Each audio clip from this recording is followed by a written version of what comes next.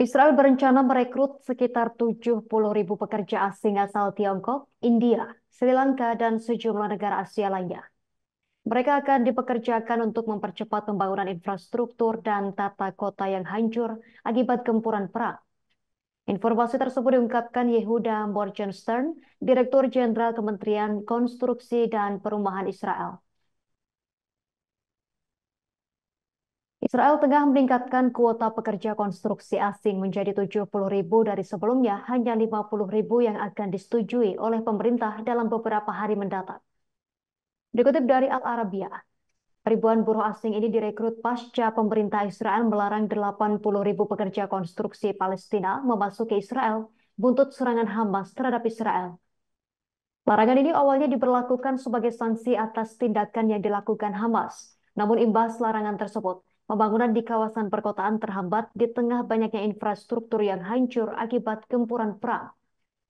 Ada kekurangan di sektor tenaga kerja. Hal tersebut menjadi sebab kecepatan konstruksi perbangunan di Israel meningkat menjadi 34 bulan dari 30 bulan pada tahun 2021 dan 27 bulan pada tahun 2014. Alasan tersebut yang kemudian mendorong pemerintah Israel untuk melakukan perekrutan buruh asing.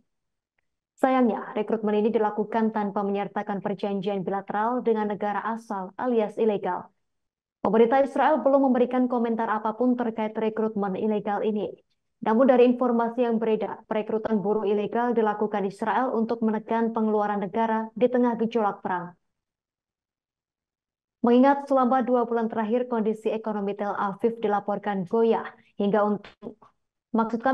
utang Israel mendekati 8 miliar dolar Amerika Serikat imbas bengkaknya biaya operasi perang di Gaza. Hanya itu, serangan yang dilakukan tentara Israel juga memicu aksi boikot sejumlah negara. Hal tersebut hingga membuat sektor bisnis Israel berhenti beroperasi. Direktur Jenderal Pelabuhan Eilat mengatakan, 80% pendapatan pelabuhan telah menurun seusai biaya pengiriman impor-ekspor melonjak akibat Yaman melarang kapal menyeberang ke Israel. Tekanan ini yang menyebabkan Israel merugi hingga 10,5 miliar shekel atau sekira 3 miliar dolar Amerika Serikat akibat terputusnya jalur Laut Merah dan Laut Arab. Houthi Yaman mengancam semua kapal yang menuju ke Israel apapun kewarganegaraannya. Akibatnya mereka harus mengubah rute navigasi maritim dan hal ini akan berdampak pada kenaikan harga produk impor sekitar 3% yang akan menambah beban keuangan Israel.